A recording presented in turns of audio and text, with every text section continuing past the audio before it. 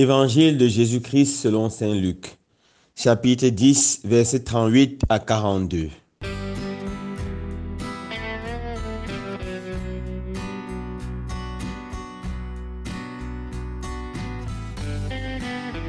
En ce jour-là, Jésus entra dans un village. Une femme nommée Marthe le reçut. Elle avait une sœur appelée Marie qui, s'étant assise aux pieds de Jésus, écoutait sa parole.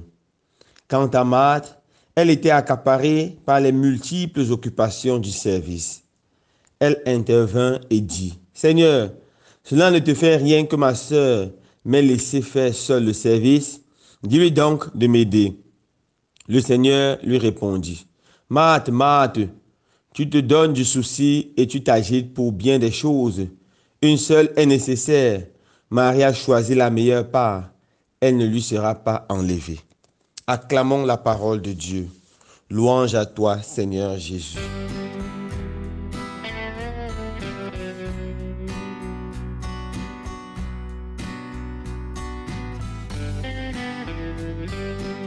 Chers frères et sœurs bien-aimés, la Sainte Église, notre Mère, nous invite à célébrer en ce jour la fête de Sainte Marthe, la sœur de Marie et de Lazare. Dans l'évangile de ce jour, nous voyons cette belle scène où Marthe reçoit chez elle Jésus. Pendant que sa sœur Marie est assise aux pieds de Jésus et écoute avec attention les belles paroles qui sortent de la bouche de Jésus, Marthe est accaparée par toute charge, par le service. Certainement, elle est en train de s'atteler pour que Jésus ainsi que ses disciples qui l'accompagnent puissent avoir un repas copieux. Surprise de voir que sa sœur est toujours assise aux pieds de Jésus, elle interpelle Jésus. « Seigneur, dis à ma sœur de m'aider. » Et je lui dis, « Ta sœur a choisi la meilleure part, elle ne lui sera pas retirée. » Comment comprendre cette parole? Ce reproche voilé que Jésus fait à Marthe, ou mieux encore, cette interpellation a plus de profondeur. Jésus ne refuse pas ou ne méprise pas le service de Marthe. Jésus aime les hommes serviables. Lorsque Jésus a guéri la belle-mère de Pierre, après être guéri, immédiatement, elle s'est mise à les servir. Jésus nous donne la santé, la force et même la vie afin que nous nous mettons au service. Jésus a dit, le Fils de l'homme n'est pas venu pour être servi, mais pour servir et donner sa vie en rançon pour la multitude. Le service, c'était la chose première, la chose fondamentale dans la vie de Jésus. Il est venu servir l'homme. Il est venu laver les pieds de l'homme. C'est pour cela que quelque temps avant sa passion, nous avons la scène du lavement des pieds. Après avoir lavé les pieds à ses disciples, Jésus leur a dit, comprenez-vous bien ce que je viens de faire? Vous m'appelez Seigneur, Maître, et c'est vrai. Vous devez faire comme moi. Lavez-vous les pieds les uns les autres. Les grands de ce monde commandent en Seigneur et en Maître. Parmi vous n'en soit pas ainsi. Le plus grand est le serviteur de tous. Le service, c'est la chose capitale et fondamentale dans la vie de Jésus. Mais lorsque le service ne commence pas en Dieu, ne continue pas en Dieu, ne s'achève pas en Dieu, ce service peut nous dérouter. Voilà l'interpellation que Jésus lance à Marthe aujourd'hui.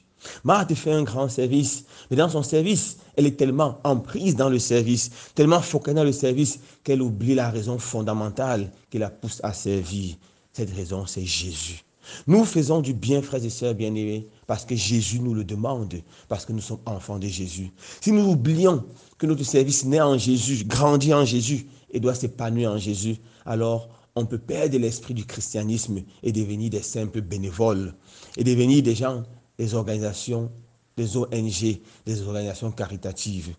C'est pour ça que Mère Teresa de Calcutta disait à ses filles avec beaucoup d'insistance, nous ne sommes pas une ONG qui s'occupe des pauvres, des malades. Nous sommes des religieuses consacrées à Jésus, qui rencontrent Jésus dans le pauvre, qui servent Jésus en servant le pauvre, qui soignent Jésus en soignant le pauvre, qui aident Jésus en aidant le pauvre.